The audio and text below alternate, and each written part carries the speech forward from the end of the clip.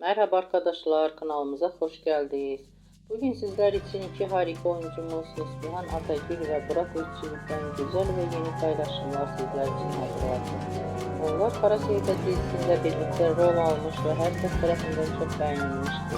Biz de sizler için onların güzel fotolarını hazırladık. Bu videoların devamlı gelmesini istiyorsanız kanalımıza abone olup yorum yazmayı unutmayın.